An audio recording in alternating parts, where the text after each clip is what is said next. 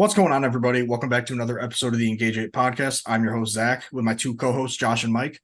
In this episode number 26, I believe, we're going to be recapping all of week 10, except for the Sunday night game and Monday night game. And we're recording during the Sunday night game, as always. So if the game finishes relatively close to when we're done recapping everything else, we might throw that in there. If not, we'll get in the next episode. You want to get us started with some Thursday night, Josh? I will. Thursday Night Football, Ravens defeat the Bengals. This is a game that we very much hoped would be the best Thursday Night Football game of the year and just a very entertaining game overall. And sadly, that was not the case as it ended up being the end of the season, probably for Mark Andrews, and definitely the end of the season for Joe Burrow. So it's just really sad to see that a game that we all highly anticipated and were excited to watch turned out to be some of the best players in the league season's ending. And for the Bengals, probably their whole team season ending. Injuries just really suck and it's part of the game, but you hate to see it derail full seasons. It was a good win for the Ravens, though, overall, just because you can't. A lot of emotions are in that game. There's always an opportunity where the backup can come in and catch lightning in a bottle and take you by surprise because you don't expect much when the other team's starting quarterback goes down. The Ravens didn't let that happen. They took control of the game. And after Joe Burrow went down, it was all Ravens. So they keep that lead in the division, strong lead now. We'll talk about the Browns and the Steelers in a little bit here, but the Bengals season most likely over unless they strike lightning in a bottle. And I guess that reopens the window for teams like the Bills and maybe the Colts even. So we'll see how that goes, but good win for the Ravens, I guess. Yeah, the rest of the AFC wildcard race is definitely going to get interesting because of the unfortunate mishaps with the Bengals. But outside of the injury to Burrow, they really just could not stay on the field on third down. They were 2 for 11 throughout the entire game, and Jamar Chase only had two catches the entire game, which was really unfortunate. One of which was that late touchdown. So it sucks to see that. It sucks that we won't be able to see the Joe Burrow Jamar Chase connection anymore this year. But on the Ravens side of things, their defense took advantage of a backup quarterback being in, didn't allow too many points. They were able to run the ball really well. And Lamar, he took care of the ball. He didn't turn it over. No interceptions, no fumbles. Gus Edwards found the end zone twice. So, like you said, Josh, good win for the Ravens to stay ahead of this division. Yeah, good win for the Ravens. Joe Burrow, like you guys both said, done for the season. And we'll talk about the Browns later, but unlike the Browns, this team doesn't have maybe the best defense in the NFL. This game had a lot of injuries. Mark Andrews, like you said, the hip drop tackle claims another victim. The should it be banned? People are out. We saw it in college football on Saturday with Jordan Travis. Sadly, we'll talk about that on Tuesday, but just really sad to see one of the best tight ends in the NFL and one of the best quarterbacks both go down in the same game. Lamar got banged up. Odell got banged up. Just a lot of injuries. They always say MetLife Stadium causes the most injuries, but I feel like, I mean, the Ravens are always hurt. M&T Bank Stadium has to be up there for the most injuries because just every time there's a game, you feel like we see something. But Odell, he had a good game up until the injury, 100-yard regular season game, his first time getting that since 2019. And Lamar, he had a solid game, did what he had to. Nice win for the Ravens to stay in first in this division. Yeah, I remember when all like the ratings of like all the like ticket sales and all that and training staffs came out. I think that was this offseason. I remember the Ravens having an F for training staff or something like that.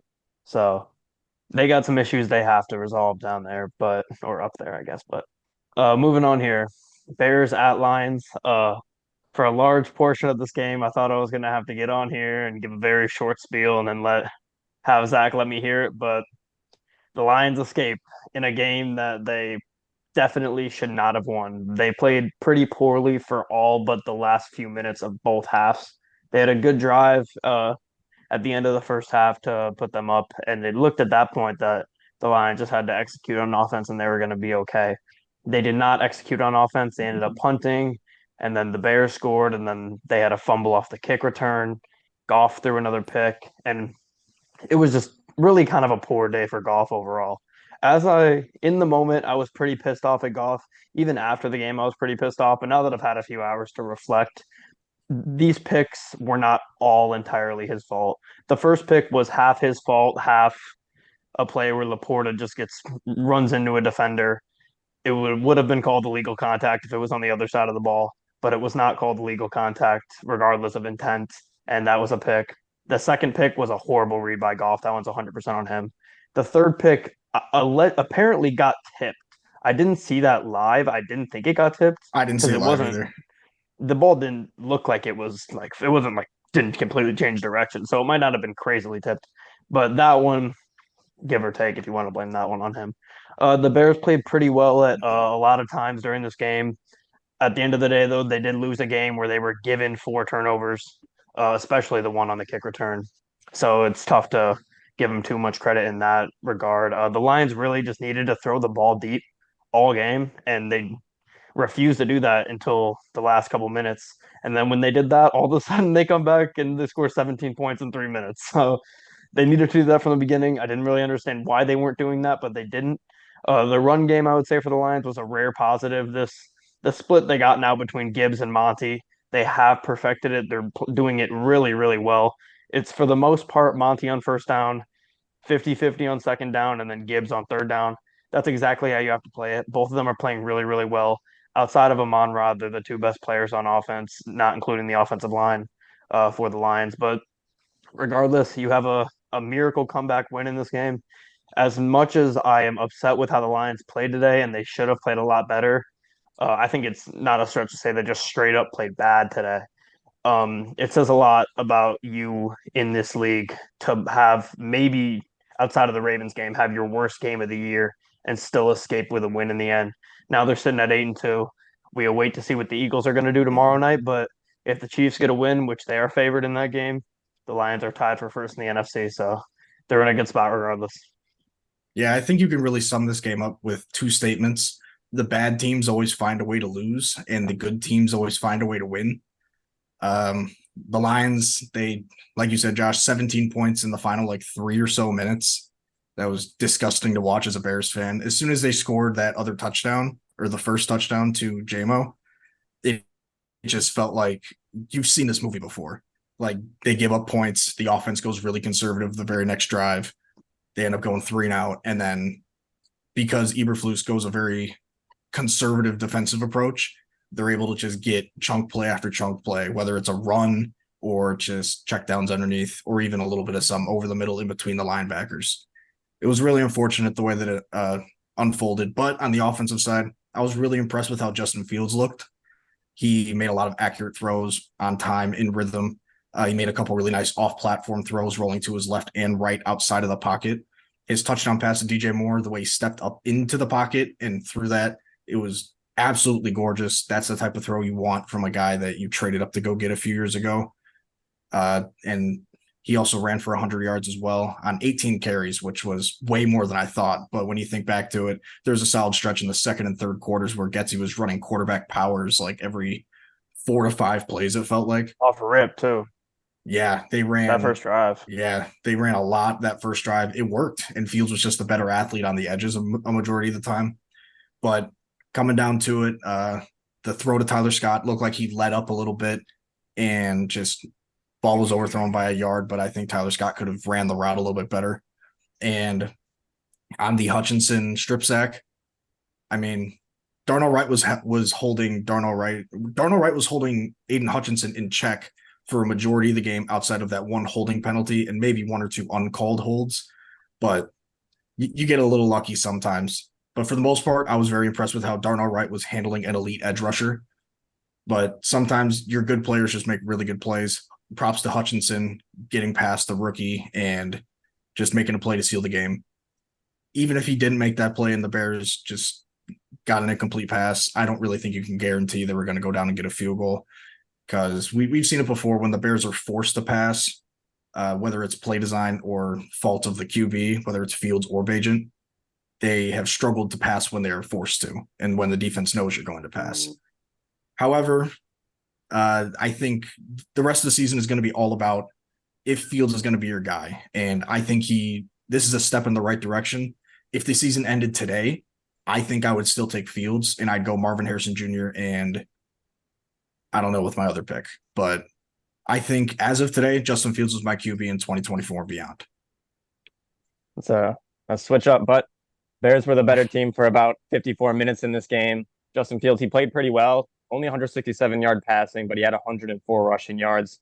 had another crack at a game-winning drive and again couldn't get it done. We've seen that a lot from him, sadly. And just a lot of excuses being made for him from Bears fans now, when at the start of the season they really said that there was no excuses for Justin Fields this year. So he played well though. The defense played all right. They dominated 54 minutes, but the Lions, the better team, and it's the classic. The old Lions team wouldn't win this game, but it's a new era. Dan Campbell's got them going, and they found a way to win. Goff played pretty bad, but he had the chance to go down and win the game, and he did. Jahmyr Gibbs, he played a great game, 95 yards on 16 touches. The Lions, they really are going to have to figure out how to defend these mobile quarterbacks. They're going to want to do a better job against Fields next time. If they want to make a crack at a Super Bowl, they'll most likely have to go through a Philadelphia Eagles team that has Jalen Hurts, who's very lethal in the run game. So Lions need to figure that out, but Lions, they found a way to win. Yeah, a couple things that I forgot to say. Like you said, Lions struggled mightily with running quarterbacks. Have the entire Dan Campbell tenure. We've said it a couple times on here. Lamar, they struggle with. Jalen Hurts, they struggle with Fields. And you just can't have that happen. Hopefully, I guess hopefully for the Lions' sake, maybe one of the other teams can knock the Eagles out of the playoff for us. If the Lions get the 1 seed, or honestly, even if the Lions get the 2 seed, as long as they don't end up in a 2-3 situation or a 1-4 situation, maybe one of the other teams can beat the Eagles. Another thing with the Lions that was a problem outside of Goff, the illegal contact penalties on third down, completely unacceptable. Some of them might have been a little cheap, but for the most part, they were pretty accurate. I had some gripes with the officiating in this game, but for the most part, they made up for their calls. That was a horrible, disgusting, horrible PI in the first quarter, but it got made I up felt for that later in they the kind of game. made up for both teams. I feel like there were Yeah, missed that's what I'm saying. calls and unnecessary calls on both sides. So I think it was I relatively fair. I agree. They probably missed Hutchinson punting the football into the third deck. They maybe could have called that one, but I guess they didn't have a problem with that. But we can move on here if you guys got nothing left.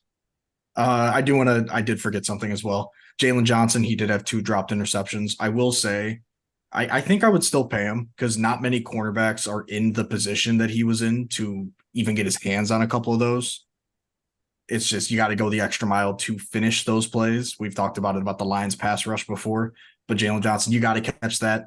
That's an opportunity to just flip momentum. Lions have a really long drive going down to the goal line, and then you dropped an interception. Very next play, it's the Jahmyr Gibbs touchdown. Very nice play design on that, by the way, by future Bears head coach Ben Johnson. But yeah, you got to catch that. That's a 14-point swing at least.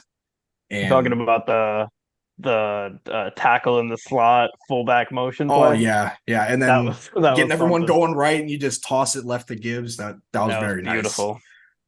But yeah, Jalen, you got to catch those. But I'm still very confident in him as a cornerback 1 on this team.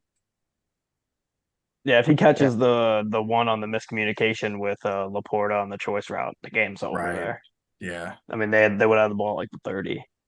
We would have been over. But all nice to right. see JMO get a deep threat as well late in that game. Yes, yes. Yes, J-Mo that was was a nice play huge. design as well. Got the outside corner playing up on Amon Ra, and then Eddie Jackson being as slow as he is nowadays. Just Are you scared of JMO beating JMO him. yet? Are you scared of JMO yet, Zach? Because Uh I've Never heard once JMO was I Baton. not scared of him. I was always Oh, joking because he only had 1 career That's untrue. catch. That's untrue.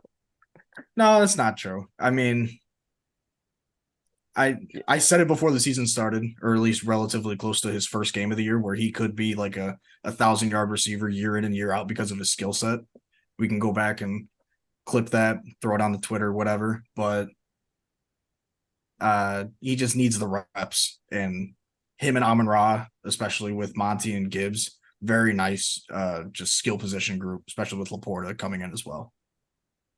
I think J-Mo will get a lot more looks now. I know after the game, MCDC was saying that he's part of the herd now. So hopefully that means he's guaranteed wide receiver too. Donovan Peoples-Jones was nowhere to be seen today in his first game, but Kind of regardless, forgot they about got the that. win. Yeah, it was his first game, so we'll see. But the Lions got who the Bears got next week. The Lions got the Packers on We got Thanksgiving. Minnesota on Monday night, I believe. All right, we got an NFC North week, so that'll be fun to preview in a couple days here. But moving on, AFC North, Steelers at Browns. The Steelers punted the entire first half of this game, every single possession they had. Pretty embarrassing. If you're a Steelers fan, I mean, I've had some frustrating Lions teams to watch. I know you guys have had some frustrating of your teams to watch. I couldn't imagine watching the Steelers team having a defense elite as they do, and just maybe the most pitiful offense. Well, that probably the most pitiful offense in the league. I don't know about statistics, but I would assume the Panthers probably have a better offense statistically, and the Cardinals probably do. I don't know, man. It's pretty embarrassing overall. Jalen Warren had a big run coming out in the second half. It seemed like it was going to propel the Steelers a little bit. The Browns didn't have much going on offense with DTR. Steelers defense played really, really well, but then end of the game, they let DTR drive down and win that game, which you just cannot do with a rookie quarterback against a veteran head coach in Tomlin. You just cannot let that happen. I know it's not his fault, but regardless, you got to have a team disciplined and ready for that. This seems similar, not in like play style ways, but to what was it, 2020 when the Steelers were like 8-0 and everybody's like this is the most fraudulent 8-0 team of all time. They're 6-3, 6-4 now, and they do not play like it whatsoever, especially on the offensive end. But luckily for them, with Joe Burrow being out, the Bengals are likely now eliminated, and that just makes their path to the playoffs even easier.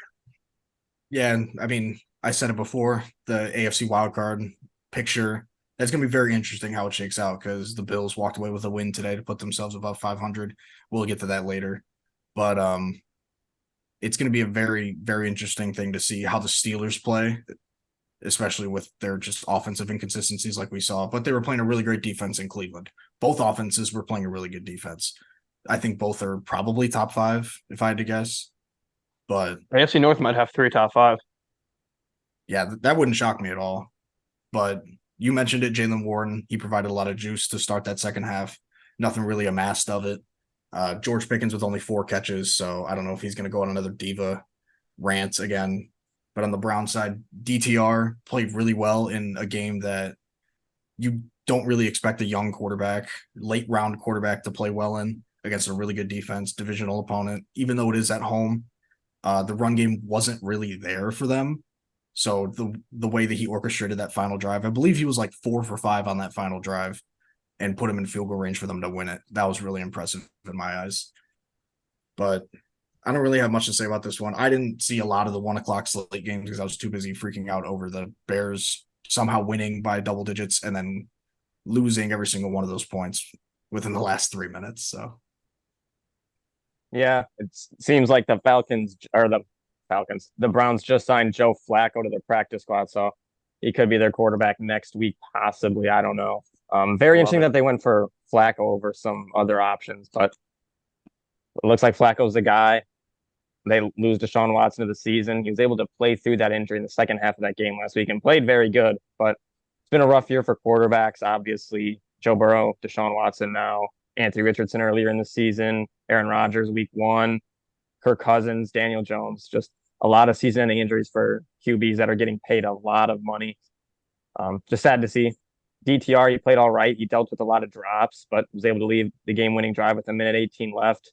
And Myles Garrett continues his attempt to go for decoy, 2 sacks. One of them should have been a safety, but for somehow the rest put the ball on like the inch-yard line. And then I don't know if you guys saw the play where he picked up the Steelers helmet.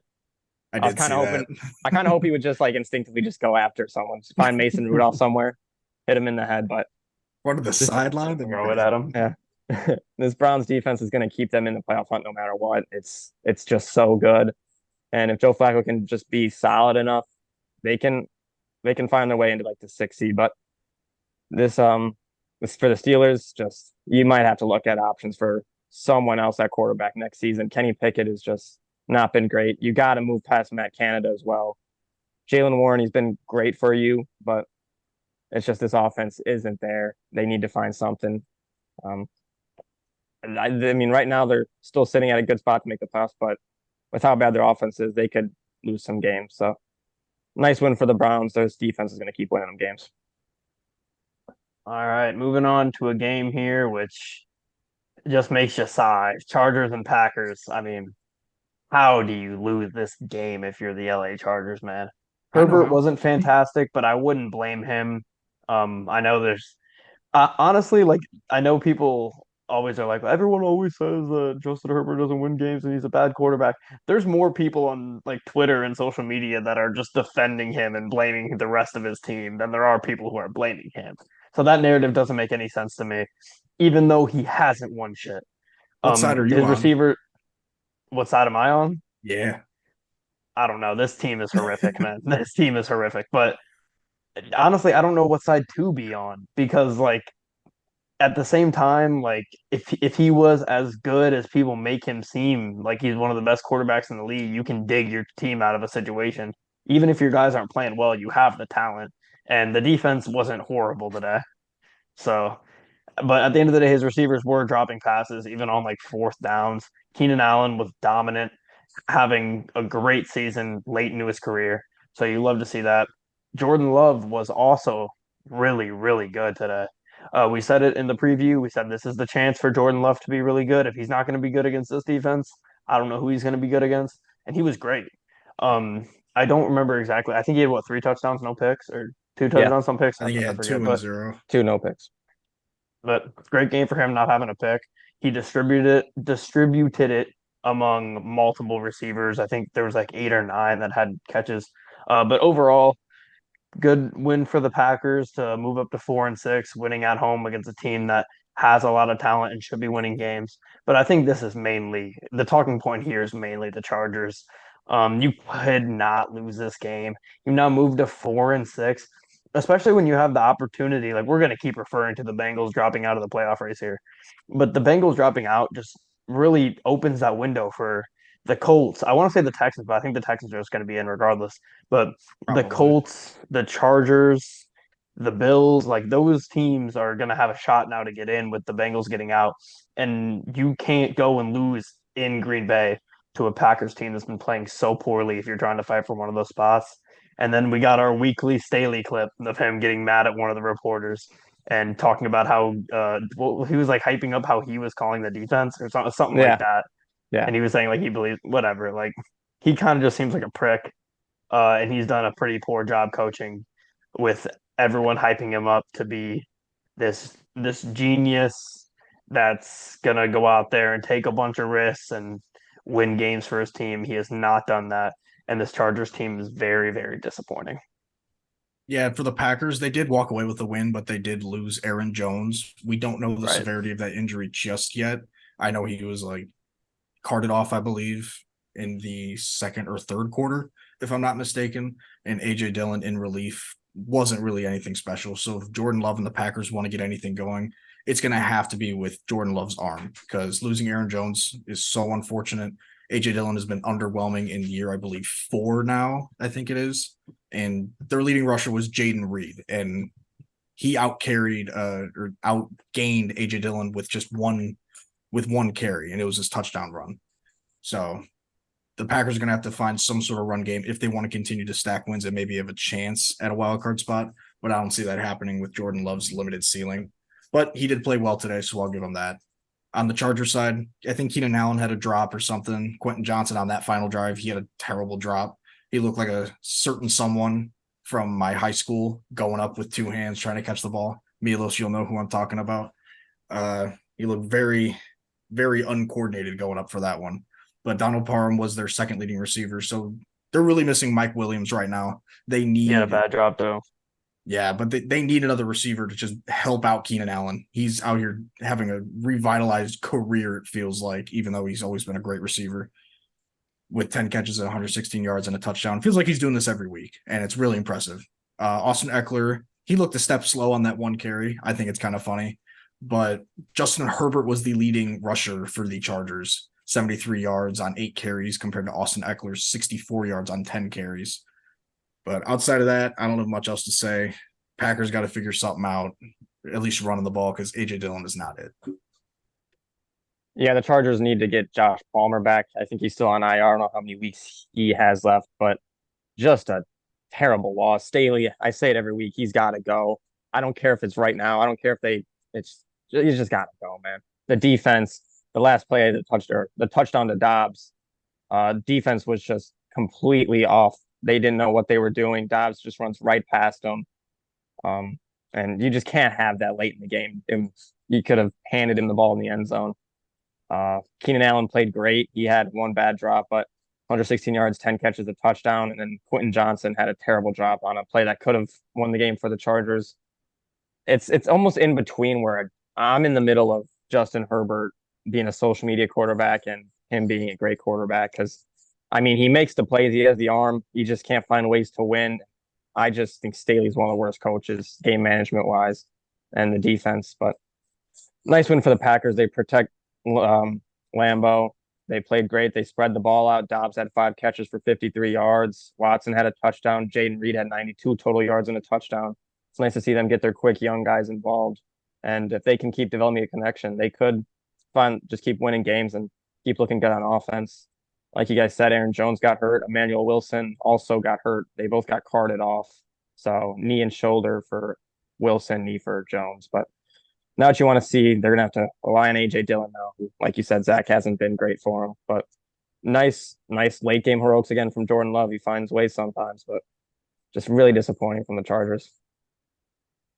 Yeah, I mean, I was just thinking about this while we're talking about this game, the Packers moving up to 4 wins. We always talk about how the AFC is all this star power and that they're so much better than the NFC, but there's more playoff spots up for grabs, it seems, in the AFC than the NFC. I Like mean, the NFC is just the 7th seed because the Seahawks are going to get in, the Cowboys are going to get in. So it's A lot of really just injuries that in the 7th AFC. seed. A lot of Yeah, that's injuries in the fair. AFC. But like the wild card is wide open in the AFC. All 3 spots are pretty wide well, open. that's because there's been so many teams that have shown promise. Like, we didn't expect the Texans to be what Yeah, they are, CJ especially Stroud. CJ Stroud, like, coming in. Yeah. And I mean, the Bills, I think we all expected them to be like leading the AFC East and the Dolphins to be contending for the 5 or 6 seed. But that's flipped. The Bills are struggling to stay in the wild card race, or at least they have been prior to this week. But I just feel like we have more teams in the AFC that were some. I mean, obviously the Bengals had an injury, but they weren't playing Bengal football all season before that. I mean, so I'm going to throw them in here because they started off bad. Bengals, Chargers, Bills. I mean, that's 3 teams that were supposed to be really good. Pretty underwhelming, yeah. disappointing seasons from all of them. I'm trying to think of who else maybe. The Broncos, I guess, are getting better. And then you have teams like the Jeez. Steelers who aren't good, and they have better records than all 3 of the teams I just named. But I mean, how can we say that they're not good though? If they've got this record and they're still finding ways to win games, obviously they've got a Haven't outscored terrible teams. offense. They have a terrible offense, but I feel like you can't just say they're a bad team. They've got I a don't know. terrible I like offense, you but like the to see defense is phenomenal. you like to say eye test though. Like, the I eye mean, the test, the defense offense looks is like like they stop Iowa people. football. I was gonna say They're Iowa Iowa. football. I forgot to say They're that. literally They're Iowa. And I don't think Iowa's good. I mean, they're in the No. Big Ten championship, but they're not. That's only because every other team in the West sucks. Do you see? We'll talk about it on Tuesday, but the over under for I think where they playing? It's Iowa, Wisconsin, maybe. I think the over under is at like 25. That's just ridiculous. How is that lower than the over under for the Iowa Northwestern game? That's crazy. It's I think it's Iowa Rutgers. It's the same as that. It's the record low That's in just. Power 5 history. I guess it's kind of fun because it's quirky, but but we'll move on here. Raiders and Dolphins. We were right about the Raiders hanging in there and that 12-point spread being too big. The Raiders did end up covering it. We talked about it all week about how that was a dumb spread, and my dumb ass still just didn't even think about taking it. So that was a bad play by me. But the Raiders just overall had too many stalled drives. Listen to this: they had 10 drives of 20 or less yards, and 6 drives of 10 or less yards. So that's just a ridiculous amount of bad drives for them. The Raiders defense did play really, really well, though. Holding Miami to 2 touchdowns is always going to be a positive, especially in Miami. So I'll give them credit. They've been playing really, really well since I don't even know, since week 6 or 7 or something like that. They've been playing really well. Miami came out of the bye and looked a little flat, which we didn't expect. We kind of expected them to come out of the bye and have something drawn up. You have all that talent. Guys got healthy. But regardless, they're sitting at 7-3, and they're not one of the teams that we're worried about for making the playoffs. Yeah, like you said, Josh, they kind of came out flat out of the bye.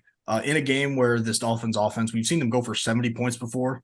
they were kind of slow, and even in the slow game, Tyreek Hill still managed to get 10 catches, 140 yards, and a touchdown. It wouldn't shock me to see him if him and Tua are both healthy and here next year. It wouldn't shock me at all to see Tyreek go for 2,000 in back-to-back years. I think we're at that point where we can say Tyreek, if he's playing the rest of the year, he's probably getting 2K this year. And unfortunately for the Dolphins, they did lose Devon Achane back to that injury. I believe he re-aggravated the same injury. He was limping off the field. So that's really unfortunate. Raheem Mostert still picked up the slack, got 86 yards on 22 carries. Tua was a little careless. I believe did he fumble? I know he had the interception, but did he fumble? Yeah, he fumbled as well. But luckily, when you're a good team, you still beat the bad ones. I believe Devontae Adams found the end zone for the first time in a while as well. So that was nice to see. Josh Jacobs was kind of bottled up, held to under 40 yards on the ground.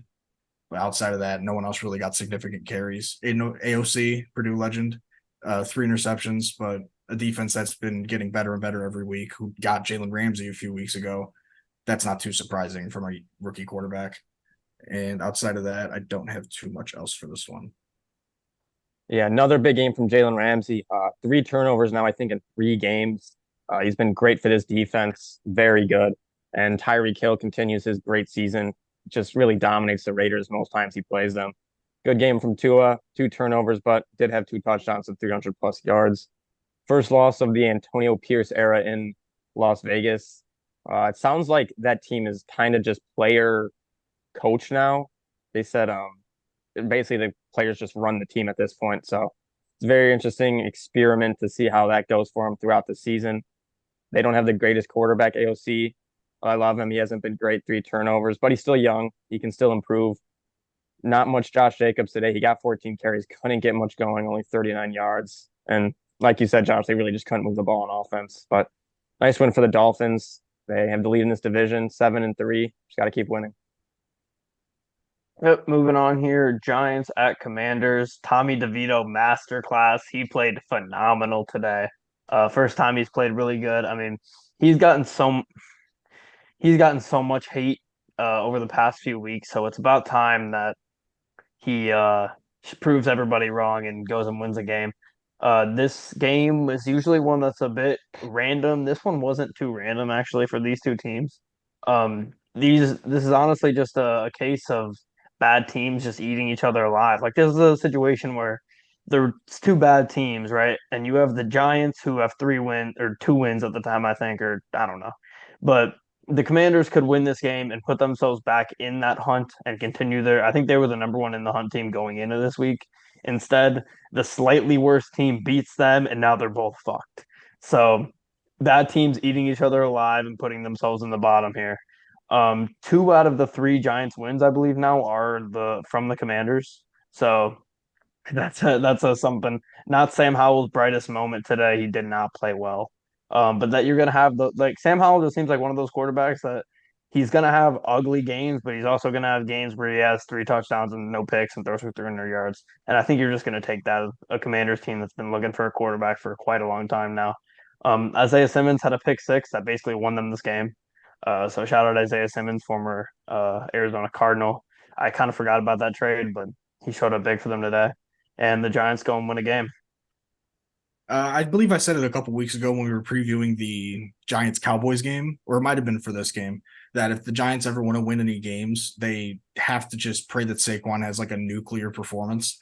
This was somewhat one of those days. He had 83 yards on the ground and only 14 carries. I believe he started out with 4 carries for -6 yards at one point, which was honestly funny for me to see because I was playing against him in fantasy, but he still had like 12 fantasy points because he had that receiving touchdown.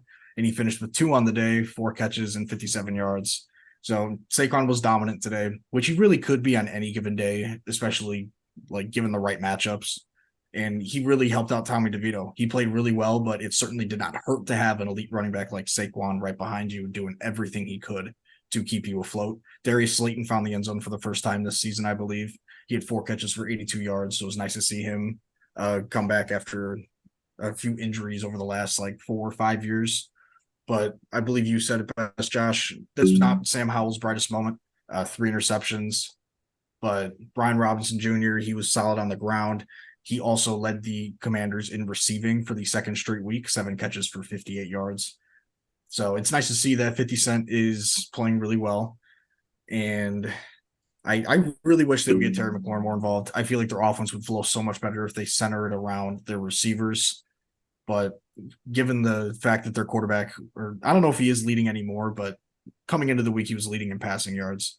You would hope that your receivers were like absolutely dominant, but they just haven't been this year. Yeah, I don't know if it's updated, but I think Brian Robinson is RB6 in fantasy football in a PPR league. That was coming His into hit, this week. I was coming in this week, and it Yeah. probably went up a little bit, but he's been 100%. great. Jack hit me up halftime of that or third quarter of that game about trading for him. That's crazy. Oh yeah, of course. He's been great in the receiving game, which has really surprised me. He's been great all year. He's really taken this backfield over. Antonio Gibson is getting phased out more, but he's just been incredible. I talked about the Jameis comparisons with Sam Howell, and I just really see that he can come out and be on fire for a game, and then next game he comes out and delivers a stinker like he did this week. But still looks like the future. He needs to just develop. He has a great arm. He needs to learn consistency and staying calm. Don't get too cold. Neither offense wanted to give their QB much time. I think the Commanders had like 5 sacks in the first quarter alone, which is just wild. But Tommy DeVito legacy game came out, played great. Saquon Barkley, like you guys said, played incredible. And I saw a lot of Giants fans actually kind of angry they won this game. They wanted to stay really in the Caleb Williams, Drake May challenge. But nice win for the Giants, I guess. Commanders really, really sad. Ron Rivera's on the hot seat more and more. Opposite of what the Giants really wanted to do for the draft positioning, but they get the win. Their offense put up 30 plus points, which is surprising. So, All right, moving on here. Next game here, Cowboys and Panthers. Bland gets his 4th pick six of the season. That will tie the record. He just needs one more to break that. That would be really cool to see. He's been having just a phenomenal year, especially with Trayvon Diggs out. So shout out to him for playing really, really well. Cowboys did their thing as a team, though. They've been really beaten up on these bad teams, as they should. They are one of the best teams in the NFC. They just happen to be in the division with probably the best team in the NFC.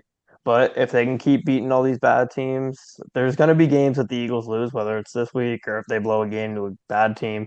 There's going to be games they lose. So as long as the Cowboys keep beating up on these bad teams, they're going to be in a good spot. Panthers, on the other hand, just can't seem to get out of their own way. They're just in a really bad spot as an organization. They obviously do not have their number 1 overall pick.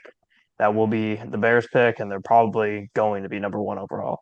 So that'll be interesting to see how that plays out for them, considering they're not going to have that pick, and they are probably the worst team in the league. So that's really, really bad. It looks like the Cowboys are probably just going to once again play the NFC South winner as they did last year, and they should easily win that game and move on. So, yeah, we'll see how it goes. But the Panthers are just in a tough, tough, tough spot. I don't have too much to say about this game. Cowboys, they did what they had to do. They looked dominant against an inferior team. Bryce Young, against a really good defense, really good pass rush, struggled at times. Like you mentioned, Josh, the Deron Bland pick six. They did get somewhat of a run game going for Bryce Young. Chuba Hubbard and Miles Sanders each had 50 yards apiece on 10 and 11 carries, respectively. Adam Thielen, he had a nice return after kind of a iffy performance on Thursday Night Football. He had 8 catches for 74 yards today. But CeeDee Lamb, he was going after the record for most straight games with 10 catches and 150 plus yards. He did not get that today. He got 6 catches for 38 yards and a touchdown, so that was pretty nice. Tony Pollard found the end zone, I believe, for the first time since week 1, if I'm not mistaken. So it was nice to see him kind of produce to the level that we thought he was going to coming into the season. But it is against the Panthers, so take that with a grain of salt. Dak, he didn't turn the ball over. He was smart with the ball. That's all we needed from him. But yeah, like you said, Josh, Panthers going forward, they just got to try and get as much experience for Bryce Young without getting him killed, especially without having that first overall pick or their first round pick next year, wherever it ends up being. But maybe they keep Adam Thielen next year and maybe years after, just because he's got the rapport with Bryce Young. But Panthers are in a really rough spot. They have no first round pick. Their second round pick is going to be early, but it will, you're not getting a talent like Marvin Harrison Jr. or even Malik Neighbors as a receiving talent at the top of the draft. So maybe they find some gems and help themselves out, but outside of that, they're in a rough spot. Yeah, this Cowboys team just had way too much talent for the Panthers to really handle. Another pick six for Darren Bland. Bryce Young seems to have a pick six problem so far this year.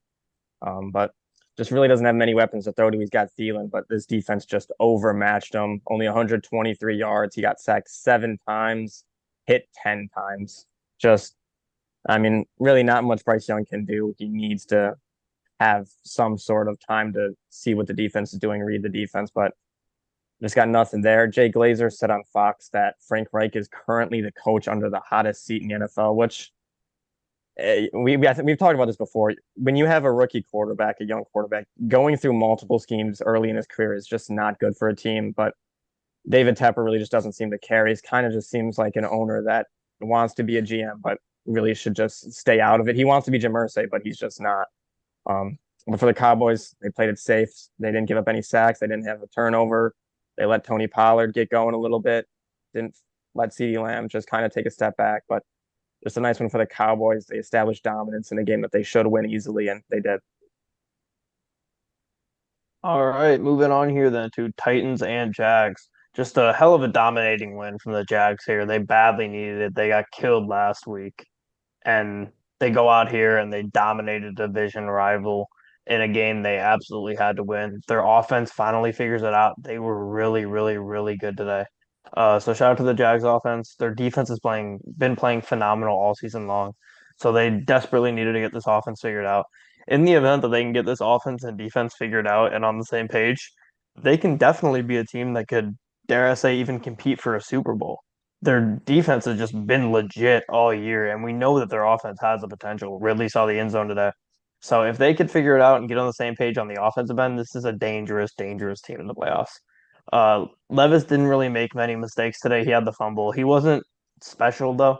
He didn't throw any picks, so it's good for him. But overall, we've been saying it since the start of this season. No matter who's at quarterback, even though it should and is Will Levis, this team as a whole is just not talented whatsoever. So I don't really put the blame on Levis here. But yeah, huge, huge win for the Jags, who at 7-3 now. I'm trying to just think off the top of my head. That's got to be what, third best record in the AFC, tied for They're third probably tied for third Yeah. because with the Dolphins. Dolphins are 7-3. I don't know what the Chiefs are off the top of my head. You said Ravens are 7-2. 7-3. Okay, so they're The tied for Ravens are second. 8 Then. Ravens are because 8-3. Yeah. Oh Chiefs are yeah. 7-2. Ravens But- haven't had a bye week yet. I think theirs is 13. So that could be huge for them. I mean, get Odell healthy, but Yep. we'll get Mark to them Andrews. on Tuesday when we preview them for their next game. But Jags, they looked really good, like you said. Calvin Ridley, welcome to the light. This was his third actual NFL game this season. I feel like week one he really played well, and I think it was London where he played well, and then this week.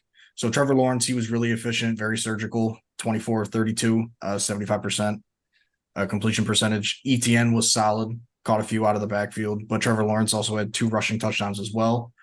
So that was nice to see out of him. On the Titans side, Derrick Henry, once again, a non-factor. But this is what we've talked about a million times. We'll say it a million more times, probably next year as well. Derrick Henry is also on the Titans. You get a big lead on the Titans, you take Derrick Henry out of the game. And with him being their best player, it just makes life so much easier for you when you can rely on him to not be a part of the game plan. DeAndre Hopkins did have that nice touchdown catch on the, I believe it was a double reverse maybe, back to Will Levis for the throw, if I'm not mistaken. But outside of that, DeAndre Hopkins only 4 catches, so he wasn't an extreme X factor in this game. But that's really all the Titans are. They're going to play off of Derrick Henry. If you take him out, you got him beat. Good win for the Jags. They're moving up in the AFC, and hopefully, like you said, Josh, they might make a move for the Super Bowl soon. Yeah, nice one for the Jags. I said in the preview, I wanted to see Trevor Lawrence really show out this game. He only had 2 games this year with at least 2 touchdowns, and today he goes out and gets 4. So that's what I wanted to see from him. He got the ball to Calvin Ridley for 2 touchdowns, 7 catches, 103 yards for him. And this offense was just humming all game. They played great and got a statement win against a team that they should beat up on. division rival, got it done. And for the Titans, Will Levis, they just couldn't get the ball moving enough.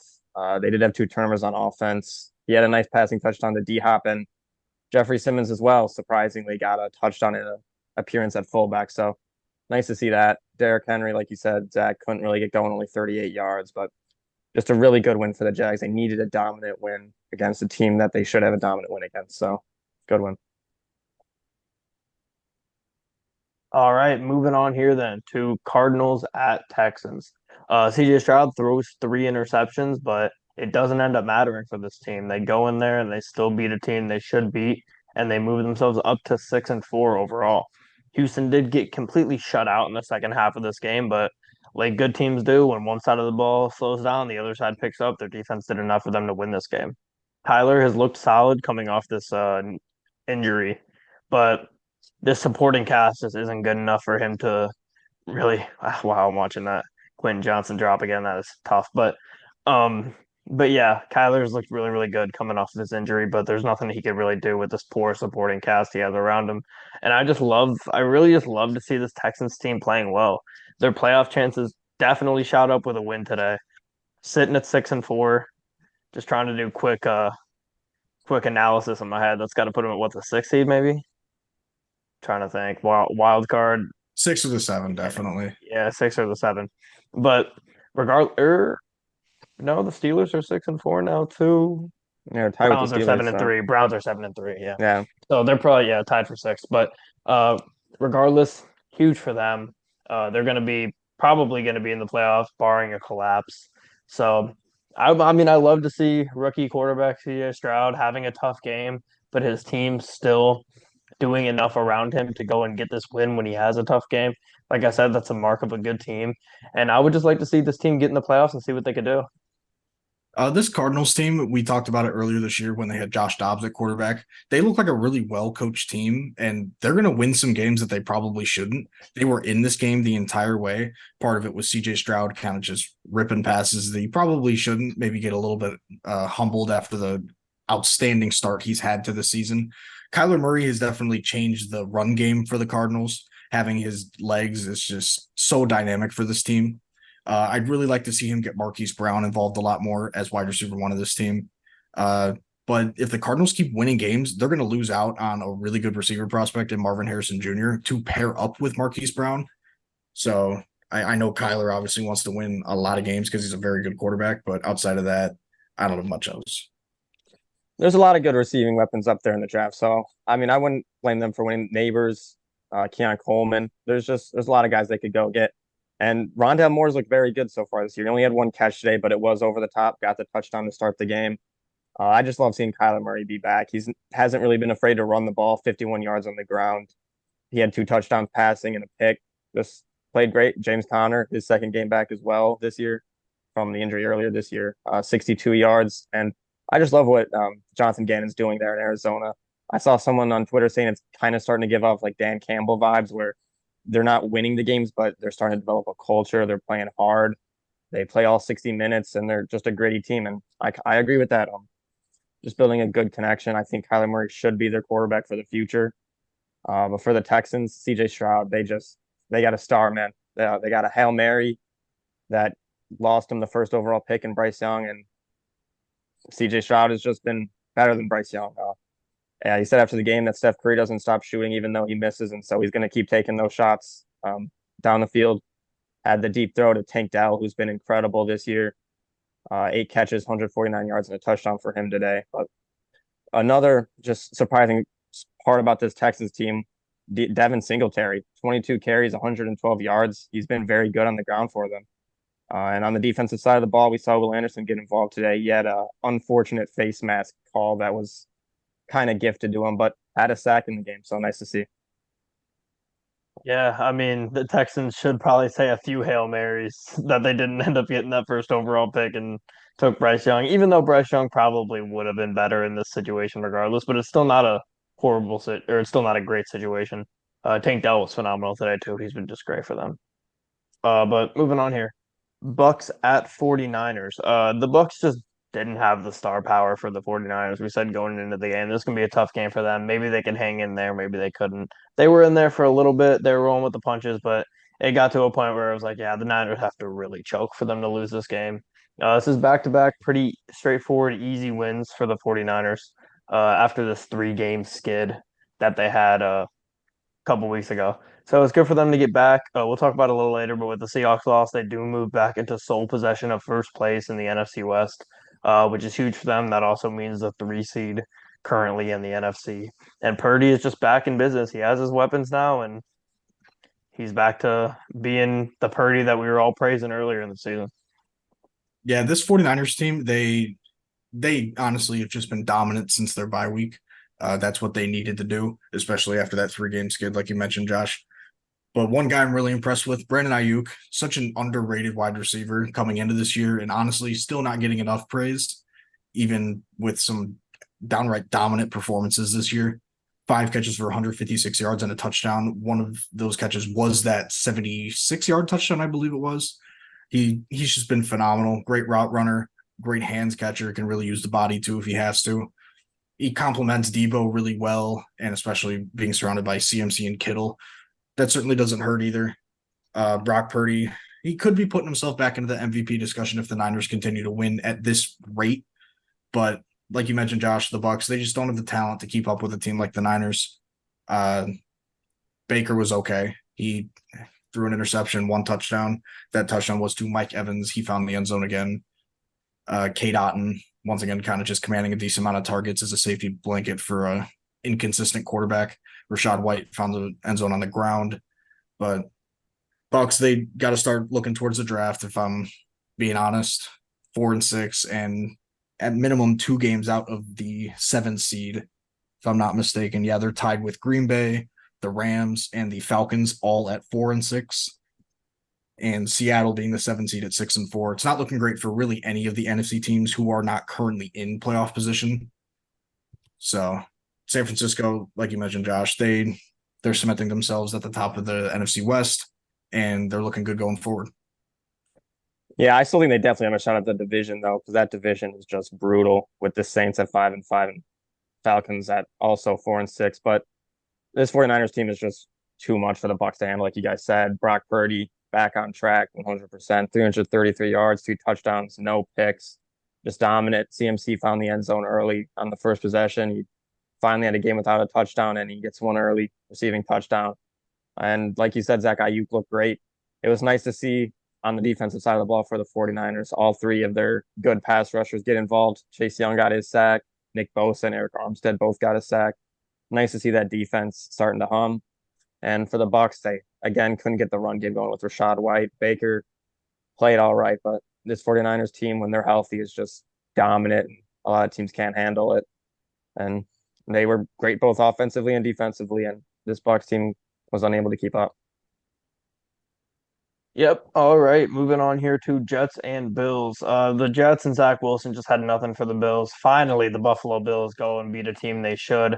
It's about time. It's been 6 weeks or 7 weeks since that's happened. This is a game the Bills absolutely needed to win. They went out there and got it at home, and they looked really, really good throughout.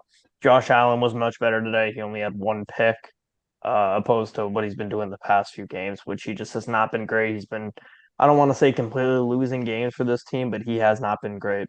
And the Jets, on the other hand, I know the report came out today that if the Jets are in playoff contention and what they say, like week 16 or 17, that Rodgers would come back. That doesn't seem to be the case now, sadly, which we all wanted to see if he could do it and come back this season. He's going to come back next season regardless. And I think if you're a Jets fan, if he can come back week 16, I think you feel pretty good coming into week 1 next year, considering he'll have months and months of time that he could have been on the field, that he will be just resting and getting ready for the upcoming season. I know it sucks to do that whole off season of let's get Aaron Rodgers. We have a great defense. And then you go through this whole season of like, damn, maybe we'll get him back, maybe we won't, whatever. And it sucks to just waste this whole season of a great defense. But regardless, if you can keep this team together for the most part on the defensive end, work on building up that O line in the draft and the offseason and putting Rodgers in an even better spot next year, I think it's going to be okay in the long run for them. Next year will probably be their year to be competitive, but it does suck. I do wish we could see if he can do it and come back. I mean, I wouldn't rule them out just yet. Their defense is really good, and if Zach Wilson can just play really any better than he did today, maybe we'll see them steal a couple games that they shouldn't win. But in order to do that, they got to get a run game. They had no sort of run game in this game. Their leading carrier was Brees Hall, who had 10 carries for only 23 yards. That's just not going to cut it. But Brees Hall was luckily very effective through the air, 5 catches for 50 yards and that touchdown. But on the other side of things, the Bills, they were the better team. James Cook was nice on the ground. Latavius Murray, excuse me, was also really solid as well in those third and short situations. Josh Allen, he did have that one interception, but other than that, he kept the ball safe and sound, kept it in his own hands, and played really well. Khalil Shakir found the end zone on a really, really, really nice catch and run touchdown. Dalton Kincaid brought in another 6 catches to just increase his season total. He's been really good as a first round pick this year, someone who we didn't expect to get a lot of snaps, especially sitting behind Dawson Knox coming into the season. So it's really nice to see him get going. Leonard Floyd, former Bears legend, 2.5 sacks on the day. So that's really nice to see. And yeah, Josh Allen, just good for him, just keeping the ball safe, especially after they probably should not have lost week 1 to the Jets. So good to see that he flipped the script and kind of just gave it to him. Yeah, first game after the firing of offensive coordinator Ken Dorsey, and the offense played all right. 32 points, 293 yards, only 1 turnover, but it was on a Hail Mary. So take that how it is. Bills offense, they don't have the bad turnovers. They seem to play solid, but they seem to have them more often than not. Their defense did pick up a couple more injuries. Hopefully, Teron Johnson and Taylor Rapp are okay after a scary collision. This Bills defense really can't afford too many more injuries. They already lost linebacker. They've lost Tre'Davious White. Just got to stay healthy. And for the Jets, the offense was just abysmal. 0 for 11 on third downs, 4 turnovers. And even if Aaron Rodgers were to get healthy in this season, I couldn't understand putting him in with this offensive line. And he's 39 years old with an Achilles injury. I wouldn't understand that. This offense, maybe Nathaniel Hackett is part of the issue, but do you get rid of him and hurt your chances at keeping Aaron Rodgers next year? I don't know. But this Jets defense, they're great. It just sucks that this offense is just that bad. Yeah, it does suck. I would love to see the Rodgers come back, but it does seem like we're not going to be able to get that. Moving on here though to our last game of this episode, we're going to be recapping Seahawks and Rams. This was a weird game where I know that McVay kind of owns Pete Carroll for the most part. The Rams were favored in this game by like 2.5, I think. I know it was 1 for most of the week, and then right around towards kickoff, it shot up to 2.5, which is convenient considering they would have covered 1, didn't cover 2.5. But the Seahawks did lose this game. Tough loss for the Seahawks, though, in a situation where the Niners are starting to get hot again. You're losing a grip on this division. That's got to be a late hit. It was, but they're losing a grip on this division, and you miss a field goal late to lose this game. Now they're sitting a game back from San Fran. Both quarterbacks got banged up in this game, though. Drew Lock was in for a minute. I don't think Stafford missed any snaps, but there was a couple times where he was down for a minute. So that hurts. Another injury, Cooper Kupp. That really hurts for the Rams. Big injury week, it feels like, in the NFL, but that's just the way she goes sometimes. If you're a Seahawks fan, you're still going to be a wild card team regardless. If you look at the NFC, even though I was saying earlier about how there's way more spots open in the AFC than the NFC, there is less spots open in the NFC, but there's also a lot of teams that are just have no chance of competing. So you look at the league, unless you have a massive fall off and lose a ton of games coming up here, and then the NFC South teams like win a ton of games, or I don't even know. That's really the only situation where it works out. But they're going to be in the playoffs regardless. I'm pretty sure 2 of their next 3 are against San Fran. So you got to win one of those if you're them, especially with this going down 1 game here. And we get Seahawks and Niners on Thanksgiving night game, which just looking forward a little bit to the Thanksgiving games here. We get Lions Packers in the opener. Hopefully, hopefully that's not going to be an entertaining game, but maybe it will. Who knows after this week with the Lions. We get Cowboys Commanders in the second game. Also kind of sucks. Kind of a similar situation to Lions Lions Packers, honestly. And then we get, like I said, Seahawks Niners in the night game, which I feel like it's been a while since we've had a really good night game on Thanksgiving. So I'm happy it worked out that way, and I'm very excited for that game. And I will be rooting for the Seahawks.